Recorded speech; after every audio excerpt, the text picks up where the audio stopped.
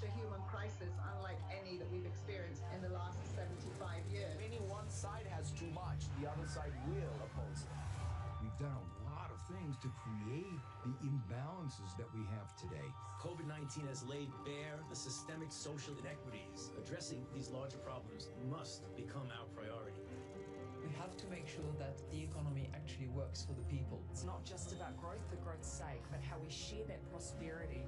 It is not sustainability or profit, it is profit through sustainability. We have to reskill our people to be successful, and if they're more prosperous, the companies are going to be more prosperous. The most important tools are education and technology. Technology creates opportunities so that people are able to move to greener industries. It's not about not knowing that we are in a climate emergency. It's about choosing to take action. For that, you need to act decisively in the support of renewable energy. The science is very clear today that the sustainable path is more attractive. We can focus on the short-term benefit, or we can look further to solve bigger issues. We need unprecedented collaboration to create systemic change. It means redesigning the instruments we currently have on a completely different trajectory, and that doesn't leave anybody behind. We are one community, and we have to remember that.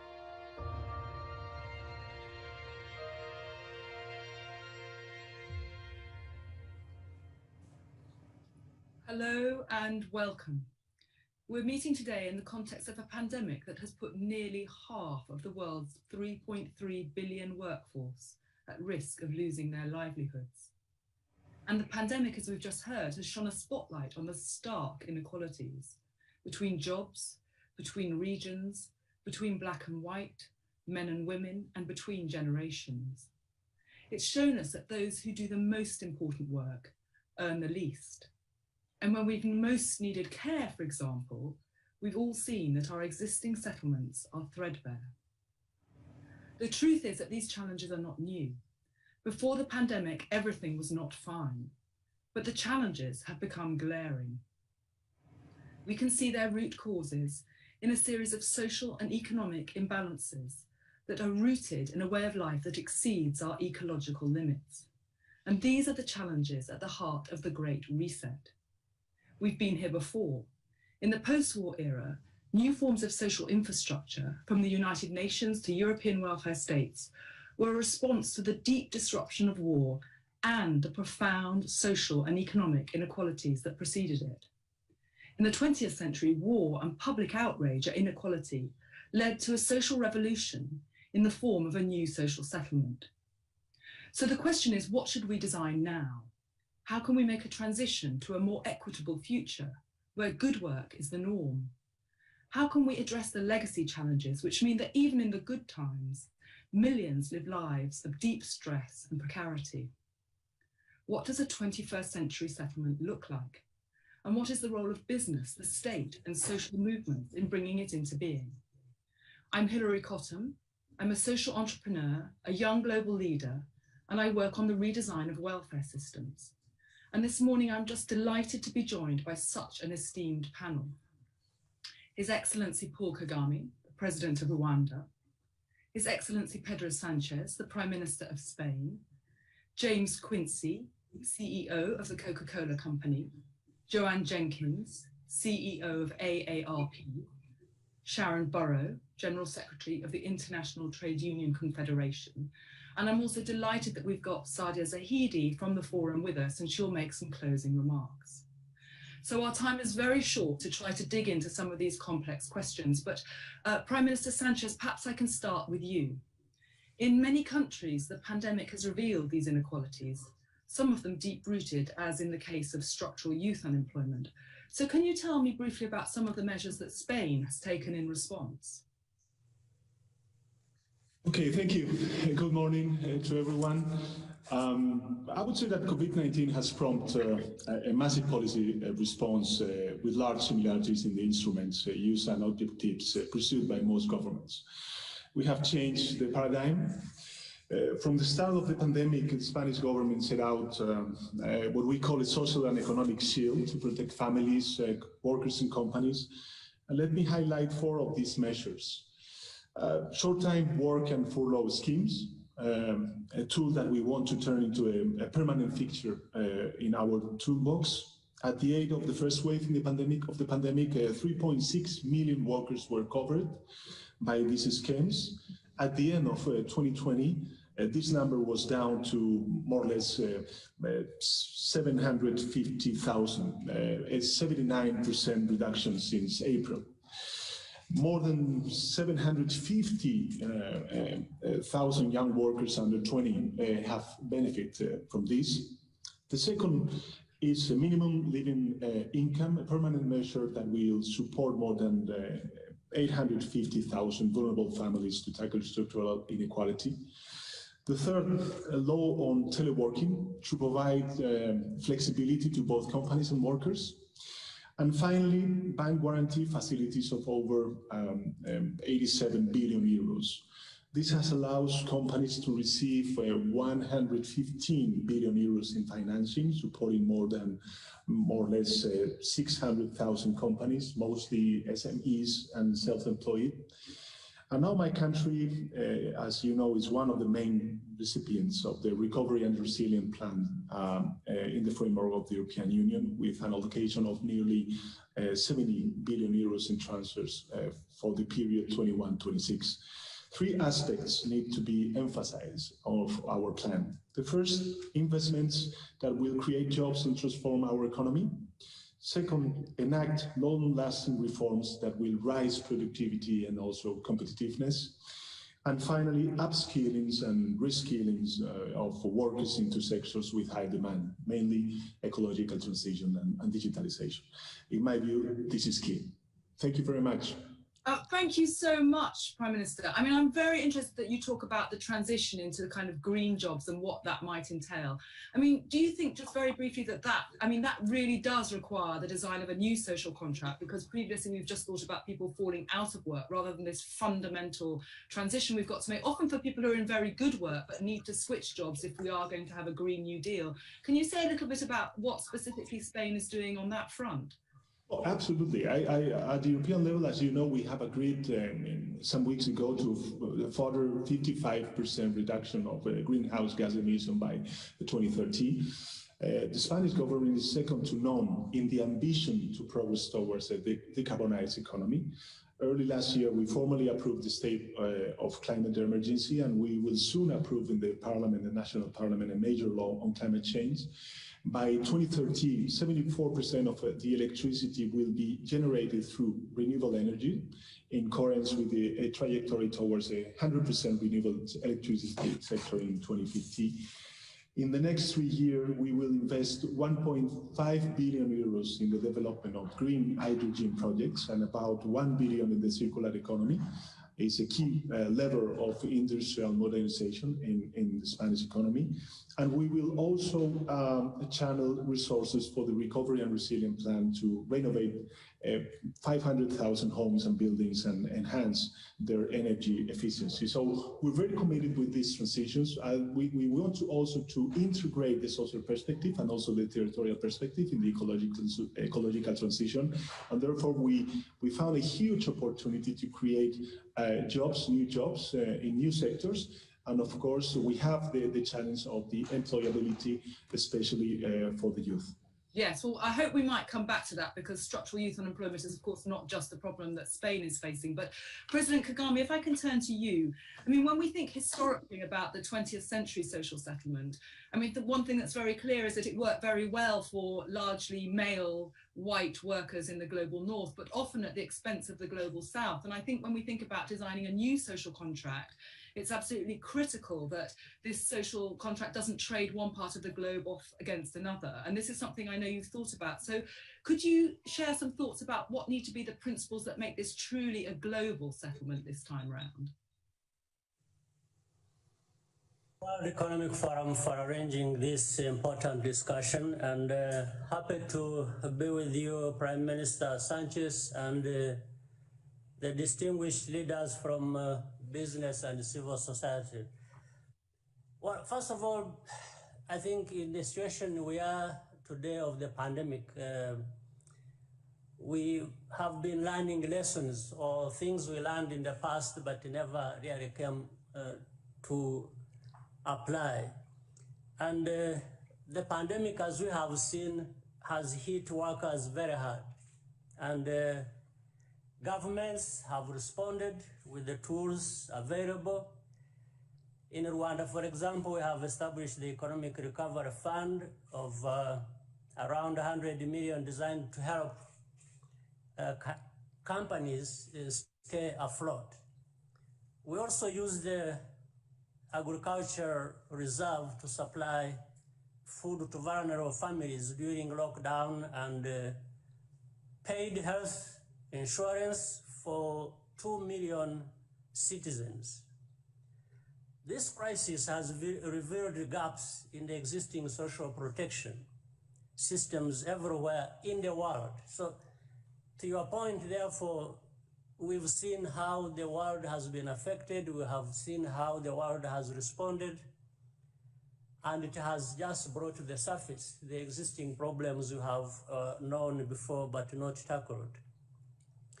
In many cases, these systems had already been hollowed out due to fiscal austerity and the erosion of labor protections. This has been a very key feature of the problems we are talking about. Fixing this is something that needs to be done anyway. It will also make our societies more resilient in the face of future pandemics, because maybe there are so many around the corner. The social protection agenda cannot be limited to wealthy countries indeed. In fact, the pandemic has also reminded us of how we are interlinked and how we are interdependent in many ways, so that in one part of the globe, things happening will affect the other part as well. It doesn't matter how rich or how poor we are. It must be inclusive, therefore, globally. Otherwise, existing inequalities among countries will only grow wider, and the working conditions in developing countries will degrade. An important point is the arbitrary distinction between formal and informal sector employment, particularly in the developing countries. Many earn their livelihood as small-scale entrepreneurs, especially women and young people. We need, therefore, innovative and comprehensive approaches to social protection that include workers of all backgrounds and types. I have learned that there is a suggestion for a global social protection fund, and this is a bold idea that merits serious consideration by policy makers. So I thank you for inviting me to share briefly what we can. Thank you very much. I mean, I think we know that some of the most innovative protection strategies have actually been developed on the African continent by informal workers that have kind of shown us the way the union movement might move in particular, and perhaps we can come back to that in the questions. I'd be very interested. James, can I turn to you? One of the aspects of the post-war social settlement that most interests me and is often overlooked, I think, is the role that progressive business leaders played.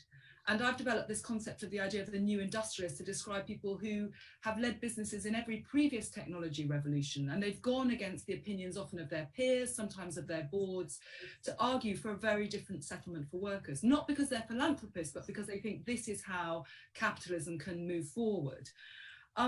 So where do we see this progressive thinking in business today? I've heard you, for example, speak very powerfully about the legacy of racial inequality and your commitment to this in your business. Yeah, I mean, I do really think business leaders must help shape an economy that works for everyone. I mean, as you say, it is part of the social contract. And one of the dimensions, you know, is greater racial equity and justice within the companies and within society. And if you want to take the simple example that typifies it in companies often is the representation at the executive level, let's look at the US. It's got a long way to go. I mean, it's incredibly recently, only 34 years ago, there was the first black CEO of a Fortune 500 company in the US. The first Hispanic CEO of a Fortune 500 company was 40 years ago. That was actually Roberto Goizueta, who was one of my predecessors as chairman and CEO of Coke. But even today, those many decades on, representation executive levels is about 14% in the US, which is less than half the representation in the population. So there's a long way to go. And I think leaders need to do two things to push, whether it's this simple example or the broader society issues. One is people have got to know what your company stands for, and people have got to know you want to reflect the markets that you serve as a company. And setting the purpose is important because without a clear mission and vision on societal and sustainability issues, not just business issues, without that clear mission and vision, the actions and investments won't align and won't come accordingly. We, in 2019, refreshed our purpose to refresh the world and make a difference. And within it, we were very clear that we seek to create a better shared future, to invest in improving people's lives, from our employees to all those who touch the business system, not just as a matter of social justice, but as a matter of business imperative. So can I... Sorry. I think we also need to reflect the markets we serve. And so one of the objectives has to be to work with the leaders to ensure that we are representative. Creating a diverse and inclusive workforce is a critical social need, but it's also an important business need to foster innovation and connection to the community. And this journey is super important. Of course, globally, racial inequality is a complex issue, but it's also an urgent issue. And so lasting change will only come from a long-term commitment and a strategy that is both sustainable and measurable. So thinking, I mean, if you're an employee of the Coca-Cola company in the US or in India, for example, how do you think that this vision that you've set out is actually going to impact on people's lives? Klaus Schwab has been very clear in the Great Reset that this is about wage differentials, about new tax regimes. How do you think that this will actually play out for workers in your company and indeed in other companies? Look, at the Coca-Cola company, I think it's gonna play out in very specific ways, which is through the investments, firstly by the company in its own employees, with training, not just training for skills, but training on diversity and equity in inclusion, so that we can generate representation of the population we serve in the US throughout the organization. US companies have typically been better at the entry-level positions than they've been at the mid-level positions, and the executive and the board level has been most challenging. We've done well at our board level.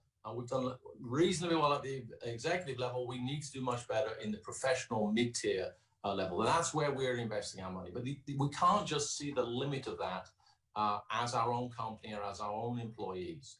We need to think about our ecosystem. The one great thing large companies like Coke can do is they can influence the entire ecosystem around them of lots of smaller companies and help them to live up to the dream. And so we can do that by being clear. We set very clear supplier principles, policies, not just on racial equity issues, but also deep into sustainability and quality. And we can spend a lot more money buying from minority-owned businesses. For example, we committed to doubling our purchases from Black-owned businesses in the US, 500 million. And so we have to see our impact as not just our companies and generating representation, well-paid representation within the companies, but deeply into the ecosystem, because in the end, it's the large companies that can be the engine of the train that helps all the smaller companies move forward too. Thank you for that. I hope we can come back to that. Thank you. Joanne, I'm going to turn to you. At AARP, you are advocating for a particular population group that has been very hard hit in this pandemic, older workers. And in fact, the data, I think, is increasingly showing us that young people are bouncing back in some places, but for older workers, the challenge is even greater. So how can we make sure that this is also a generational reset and a kind of collaborative one at that, not a sort of pitting of one generation against the other? Well, Hillary, you're correct. We know that here in the US, over 420 100,000 people have died, and 95% of them have been over the age of 50. And so we know that COVID has hit older people in a very dramatic way. And I think that as we begin to rebuild this, our new social safety net and sort of do this reset, we have to think about creating multi-generational workforce. In many ways, our work with the WEF and with OECD on the future of work, the pandemic has brought to the forefront immediately as we think about what and contemplated what the 5-generation workforce was going to look like 10, 15 years from now. We're now in that. We're now in that, and we're seeing the importance of having multi-generational employees in our places of work, the value that they bring by having the use of technology, but also that wisdom and experience in the workplace at the same time as we contemplate and conquer problems that we never anticipated, like COVID-19 pandemic hitting us. And so we see the value of having multi-generational workforces and how we can keep them in the workplace longer. We saw with COVID the dramatic need to have healthcare workers come back out of retirement to help with vaccinations and also with caring for older people. We've seen how technology has changed. You know, we used to think that we need to make sure that older people learn how to use technology, and they have shown the resilience in how they've learned to use technology and continue to do their work and communicate in their families using technology. And I think we're only at the tip of the iceberg for how we need to make sure that all of us as CEOs are integrating technology into our work and making sure that every one of our employees understand how we can use technology, not to replace that personal contact, but to use it as a way to accelerate, in our case, the impact that we're having on people's lives every day. We know that particularly an older person who is out of work takes longer to get back into the workplace. And so we need to make sure that as companies, we're taking the extra effort to make sure that we have staff at all levels of the organization and at all age groups and all diversity. Thank you for that. I'm interested in technology front and center, which is not usually what one expects when we're talking about sort of older generations in particular, but I think that's so important. I wanted to ask you a slightly different question as well, because I think AARP is the world's largest not-for-profit organization working across very diverse sectors. And I think something that we can see that's really critical is that new forms of collaboration are going to be absolutely fundamental if we're really going to create a new social contract. We need this collaboration between stakeholders, between business, the state, civil society, and social movements. And at the moment, often these stakeholders are very divided. This is one of the few forums really where we can all come together to discuss. So could you share with us what kind of tactics you think there are that we could use now to create a more meaningful collaboration between these often divided stakeholder groups? Well, thank you, Hillary. One of the things that we did a couple of years ago, because we were seeing the beginnings of this taking place in our membership across the country. And we know that people want to be involved and engaged with other organizations or companies that are in their community. So we took a tactic to say we needed to move AARP, which represents some 38 million people over the age of 50 in the US, to move from being a national organization to being a nationwide organization. So we set up offices and structures across the 50 states, and now we're in over 200 or 300 different communities, being in the communities where people live so they can experience AARP, and we can provide them valuable insights and information and knowledge, which proved, I think, invaluable during this pandemic. But we've also taken the approach of what we call the 3 Ps, that we have to take personal responsibility for continuing to educate and teach ourselves so that we are employable, that there is a public responsibility at all levels, at state, local, national levels, for the role of the public sector to create guidelines and laws that govern racial equity and guard against discrimination. And then there is a role for the private sector, that we have to engage the private sector to think and help us solve some of these issues that COVID has brought to the forefront in very dramatic ways, about health inequalities, about, creating livable wages for people all across this country and indeed all across the world. And so having that, what we call the 3 Ps, personal, public, private, I think is going to be key to bringing together stakeholders so that we can create a society, create this new social safety net that helps everyone succeed, not just the 1% at the top, but that we're creating livable communities and green communities all across this country. Thank you, Joanne. And I'm really glad that you said that people want to be engaged, because I think one of the kind of fantastic stories about this pandemic is that we've actually seen this, that sometimes leaders distrust that there will be participation, but actually we've seen in communities and neighborhoods everywhere, Britain, the US, Rwanda, that people do want to engage. And that leads very nicely to you, Sharon, because you're a radical trades unionist and you have called for people power to be at the heart of a new social settlement. And you've been a beacon for many of us in that call. And I know you're developing a new concept of a global social protection fund, which I want to come to. But first, I want to just ask you a broader question about the union movement in this current revolution, because looking back at previous technology revolutions, we see that profound changes take place in labour organising. We had the guild movement in the 19th century, then industrial mass trade unions in the 20th century. And I think in many places, people have been reminded in this pandemic of the purpose of labour organising. We've seen people join unions in quite big numbers in this pandemic. But do you really think that the current structures we have are fit for purpose? I mean, President Kagame, for example, has talked a lot about informal labour. Prime Minister Sanchez has talked about the need to kind of make fundamental green transitions. How do you think the labour movement itself needs to be reinvented as part of this social settlement? Well, thank you, Hilary, and to the other panellists. I'm delighted to appear with you all. Unions already knew the crisis we faced before the pandemic hit. The climate emergency, historical levels of inequality driving exclusion, anger and despair. And COVID-19, as the video was set out very well, laid that bare. So we've got choices now. Will people be at the forefront with their environment of a new social contract, or will we see business as usual? So this week is very important.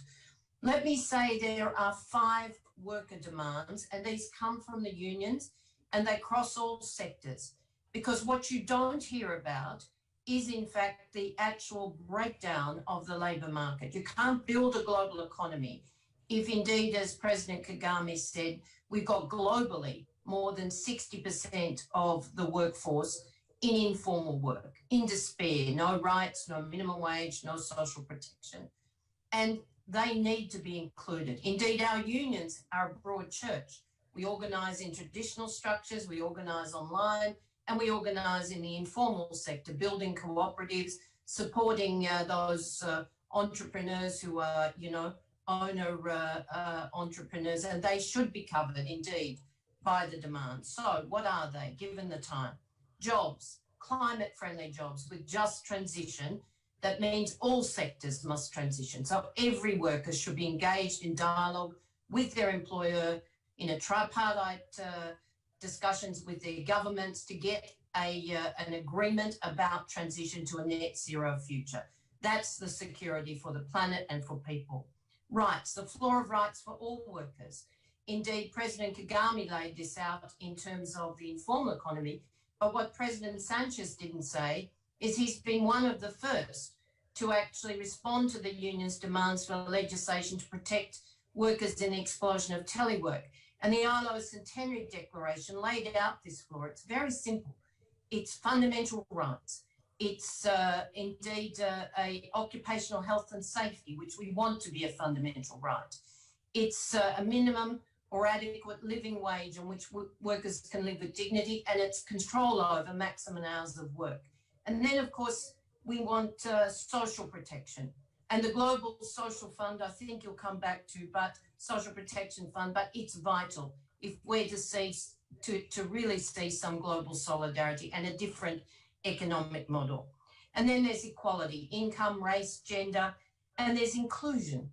You know, when you saw how many people we had to fight for to get access to health and now access to vaccines, peace, people, a new model of development, if we don't have a more inclusive world, then we're really just perpetuating the past and it will bring a lot of conflict.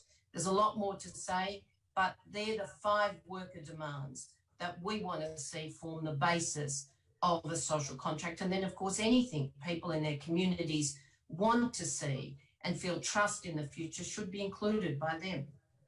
Thank you, Sharon. I mean, can you talk a bit more about the Global Social Protection Fund, about what's new and how you think that the important demands you've made will actually, you know, what traction do you have to make sure it goes beyond just a sort of right that sits there, but people can't actually access and bring into the everyday?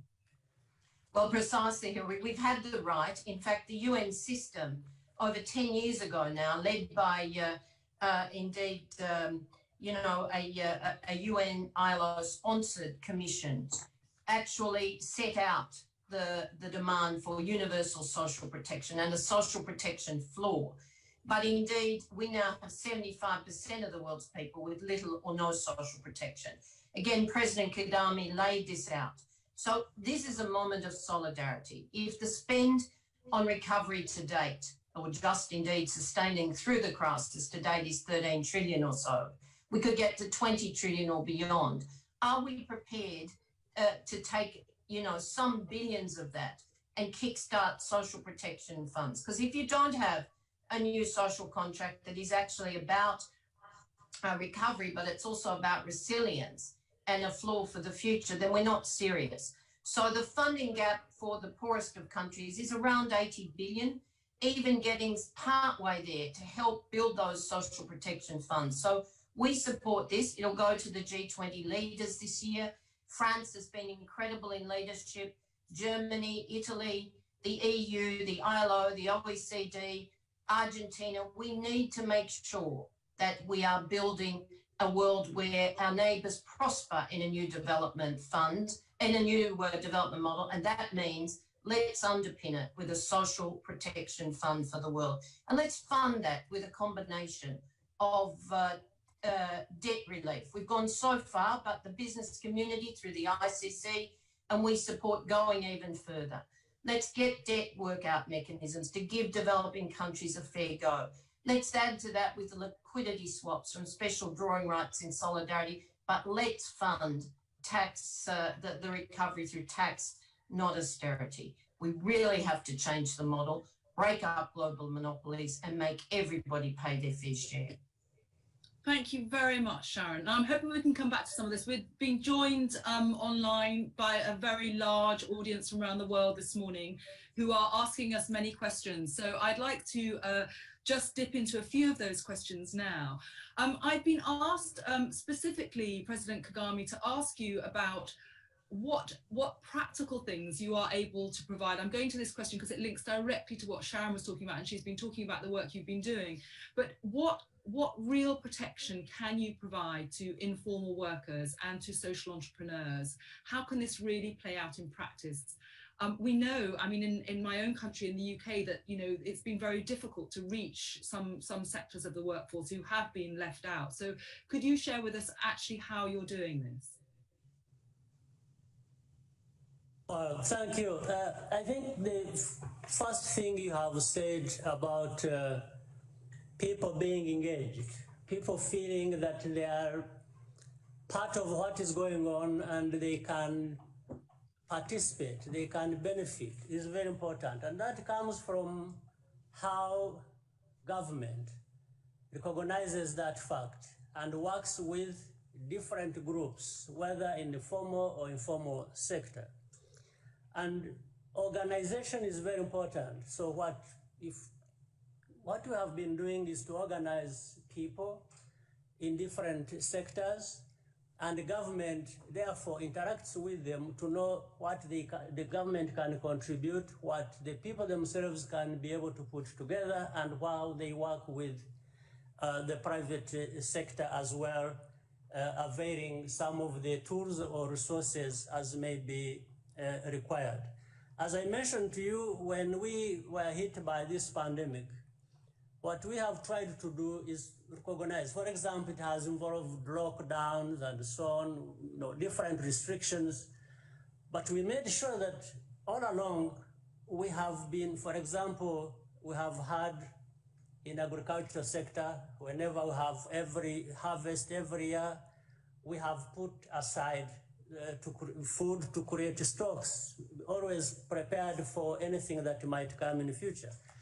So some of these people, we know some of our rural areas and poor people will need to work for what to live on in terms of food.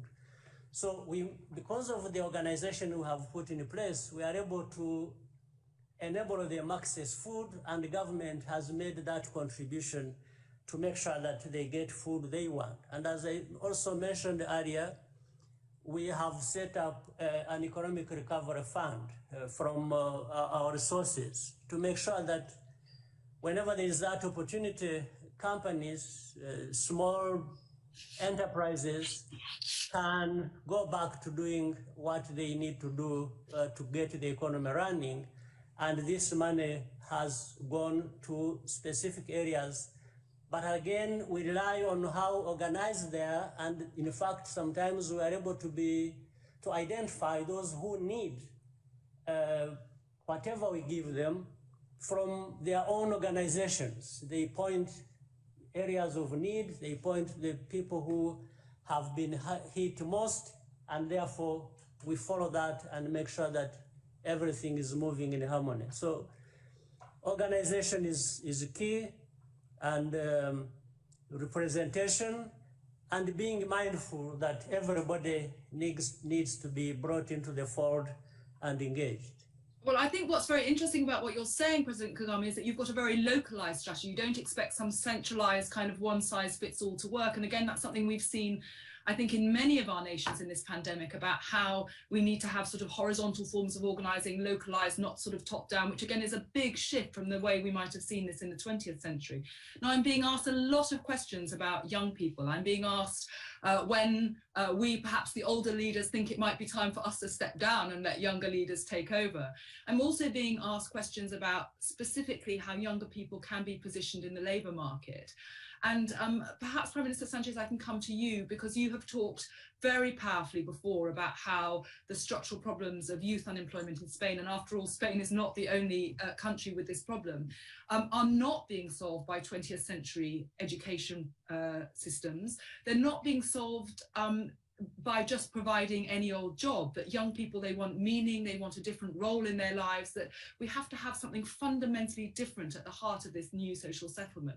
So could you talk a little bit more about that? I mean, do you, for example, think that the experiments you've been doing with UBI are a way forward with this? How do you see this sort of socially, culturally, as well as economically? Thank you, Hilary. I think that the youth unemployment is unacceptable high in Spain. Last available data show that 40% of all workers under 25 years old can't find a job. So since the present issue is at the center of my government agenda, we're ready to take decisive actions at this front. Let me highlight three areas of intervention in this respect. First, education and vocational training. We have just approved a new educational law, and we're working a new law on vocational training, which I personally consider is crucial. Second, digital skills. We will spend more or less 2.5 billion euros in a massive plan to advance digital skills with a special focus on girls. And finally, job contract regulation. We will review all incentives to hire young workers, and will reinforce apprenticeship contracts so that they are used not as a cheap labor, but to ensure continual learning of young people. Against the context of the Recovery and Resilience Plan, we will modernize the design of active labor market policies with a view to enhance youth employability. In so doing, we will invest more than 750 million euros, especially dedicated to youth employment. So yes, we consider that this is one of the major challenges to work in the short and medium term. Okay, thank you. I mean, just on the cultural point, I mean, James, you have a company that is a kind of cultural icon in that sense. How do you see the positioning of this and you know, young people in particular in your company and young workers? Yeah, I mean, absolutely. We need to do everything we can to keep the entry points open for the young workers. You know, ultimately, we have 4 generations of employees running through the company. But, you know, we have to, as a matter of investing in the future, keep bringing in the young people, keep investing in their training, whether they be on the professional side, or in more of the manufacturing and the distribution side. So we're maintaining open all those doors to bring them in, because, you know, obviously in an economic crisis, and we're not through the health crisis yet, but the economic crisis is there too, certainly waiting in the wings. And I think it's the role of the large companies and influencing down into their ecosystems to continue to generate the entry opportunities for youth. I mean, just today in the newspapers, it's saying it's going to be the hardest graduate market for a decade. And so that is the role of the companies. And we have to invest to see ourselves through and be known for a great place to work for professionals, but also back to Sharon's point, a great place for you know, blue-collar workers who can get a job that can afford a car and a house and a good standard of life. Okay, thank you. I'm just going to ask one final question. A number of people are asking cultural questions, actually. They're saying, what is the role of arts, culture, museums in a new social settlement, which is very interesting because, of course, in the Roosevelt New Deal, art and artists were right at the heart of how we thought about society. I mean, they're also, I think, can help us reimagine things like, Joanne, the generational contract. So I don't know, I mean, can I just ask you, Joanne, just to make a kind of comment on this, or anybody else who wants to come in? Sure. Let me first say for the previous question that I don't think it's an either or, hiring younger workers or older workers. I think our research shows that over 6,000 global companies that we reached out to, 83% of them said that they get a greater value and a return on investment when they have multi-generational workforces. As someone who spent 15 years of my career at the Library of Congress as one of the iconic cultural institutions, I think it's so important that we use this kind of culture, whether it be art or history, museums, libraries. They play such an important role in helping to define a culture, to learn from the past, and also be prepared to think about the future in different ways. And we can learn from those historical documents and pieces, and how important it is to have that to bring about well-rounded individuals in communities, as well as employees in organizations. And so I think that there is a very vibrant role for cultural institutions as we put in place a new social safety net around the world. Okay, thank you. I mean, Sharon, I'm sure that you would like to also, we're almost out of time, but I'm sure that, you know, this is a sector as well that you're helping to organise and think about rights for the cultural sector as well. Well, it's critical. And when we saw who was left out of the social floor, that unions actually were proud to see advances on during the pandemic, it was indeed in amongst the many other people, the culture, the arts, the workers, who provide us with the soul, if you like, of our communities, and indeed the entertainment that gives us all the, you know, a sense of living. And they were totally left out. So if we need that floor of rights, a social protection frame that's inclusive for everybody, it's absolutely about that. And they must be seen as real work. Part of the problem in the way we define work is indeed it's simply divided into those that think this is work and those that don't. Yeah. And these are real workers, but they're also the soul of our community. Thank you. Thank you, Sharon. We're almost out of time, and I'm so grateful to the panelists, all of you who've joined us. The questions are really big. I mean, I think we've got room for optimism, We have, as we've all been talking about, been shocked by the inequalities. People have been awakened. At the same time, we've seen that we can pivot at speed and new things can happen. Sadia, I'd like to ask you to make some closing remarks. Professor Schwab has encouraged us to reflect, reimagine and reset. So could you talk to us a bit about this in the context of the work of the new social contract that you lead at the forum? Thank you so much, Hilary. I think it's been a very rich conversation, and we can probably glean from it 5 sort of takeaways of what are the new features of this new social contract. One is that to have opportunity for all, you actually do need to create customized solutions for women, for youth, for older workers, for people of different abilities, for people of different races, people of different ethnicities. The second key feature is that we do actually need a new approach to labor laws, to education, to reskilling, to health, to redeployment, to social protection because of this new technology-driven economy that we're now a part of. Third, there is room for optimism, as you just said. We actually can have a new approach to job creation in various sectors, whether that's in education, in the care economy, in technology, as long as it is compatible with the planet and with a move towards a greener economy.